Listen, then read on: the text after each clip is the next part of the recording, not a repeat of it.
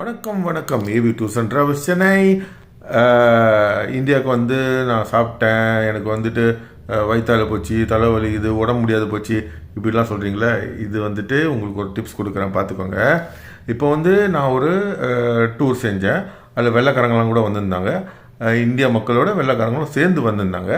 அப்போது அவங்களுக்கு நம்ம இந்திய மக்களோட என்னென்ன சாப்பாடு கொடுத்தோனோ அதே சாப்பாடு தான் அவங்களுக்கும் கொடுத்தேன். ஆனால் அவங்களுக்கு ஒன்றுமே ஆகலை. ஏன் அப்படி ஆகலை?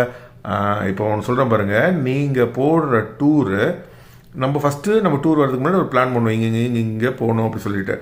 அந்த டூர் ப்ரோக்ராமை நீங்கள் யார் கூட இந்தியாவுக்கு வர போகிறீங்களோ அவங்க கூட சேர்ந்து டிஸ்கஸ் பண்ணுங்கள்.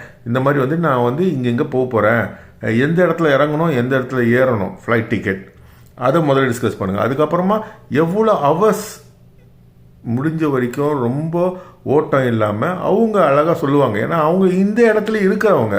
கண்டிப்பாக அந்த டிரைவர்ஸோ இல்லை வந்துட்டு உங்களோட டூர் ஆப்ரேட்டரோ இல்லை உங்கள் கைடோ அவங்க வந்து உங்களுக்கு சொல்லுவாங்க, இந்த மாதிரி இவ்வளோ கிலோமீட்டர் ஓடினா போதும் அப்படின்ற மாதிரி ஒரு இது பண்ணுவாங்க. அந்த டிஸ்கஷனில் அந்த மாதிரி சீக்கிரமாக போய் படுத்துட்டு சீக்கிரமாக எழுந்து நம்ம டூர் போனோன்னா நமக்கு அந்த டயர்ட்னஸ் வராது, இந்த தலைவலி வராது, இந்த சாப்பாடு ஜீரண சக்தி இல்லாததுனால தான் இந்த மாதிரி பிரச்சனைலாம் வருது.